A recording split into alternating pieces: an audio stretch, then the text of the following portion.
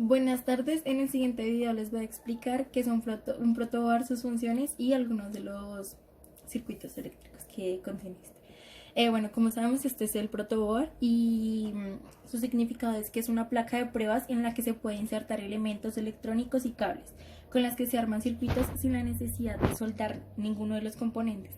Los protoboards tienen orificios conectados entre sí por medio de pequeñas láminas metálicas. Usualmente estas placas siguen en arreglo en el orificio de la misma fila, están conectados entre sí y los orificios en filas diferentes no.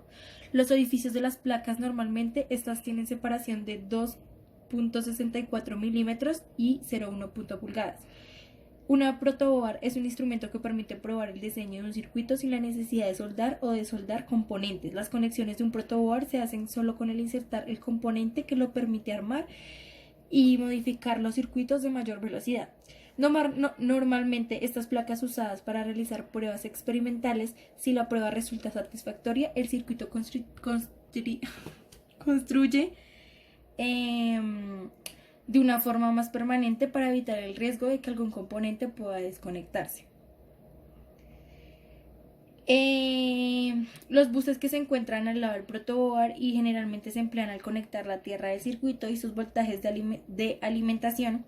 La mayoría de las veces los buses están indicados por franjas de color negro o azules para identificar el bus de tierra y franjas color rojo para indicar el bus de voltaje positivo, como las vemos acá en el ejemplo. Se emplean generalmente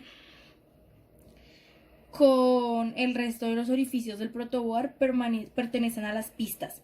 Como se mencionó anteriormente, las pistas que están separadas por filas son las que están indicadas con números y columnas que se indican con letras, que es lo que podemos ver aquí.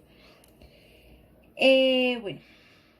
Por otra parte, entre sus desventajas está el inconveniente de ocasiones que pueden haber falsos conectados. Los cables empleados pueden tener mala conectividad o estar rotos, lo que hace que las conexiones no sean tan seguras como las de las pistas de un circuito impreso. Otra característica que podemos tomar de esto en cuenta es que el protoboard no está diseñado para trabajar con componentes de gran potencia. Es decir, la corriente no la puede operar. Un protoboard varía entre 3 y 5 amperios y esto depende del fabricante. Suele operar a bajas frecuencias entre 10 o 20.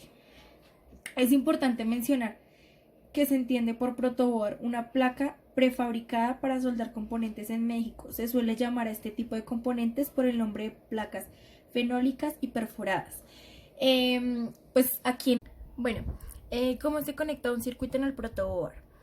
Pues comúnmente tienen 400 puntos de conexión divididos en dos segmentos. Uno de 30 líneas que cuenta con 5 puntos de conexión en cada una de las 4 líneas y a los extremos de 25 puntos de conexión para la alimentación del voltaje y la tierra de circuito. ¿Cómo se usa una placa protoboard? Pues primero se debe trabajar en orden, después debemos utilizar las pistas horizontales superiores e inferiores para conectar la fuente de poder para el circuito en prueba. Usar un cable rojo para el positivo de la fuente y el negro para el negativo de la misma.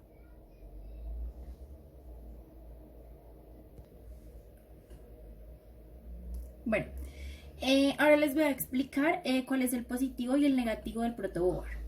Entonces, conecta de fuente de alimentación a las líneas de alimentación es el que conecta positivo, a la línea señalizada con un más. Y tierra negativo con la línea señalizada con un menos. En un protoboard chica la alimentación es un poco diferente.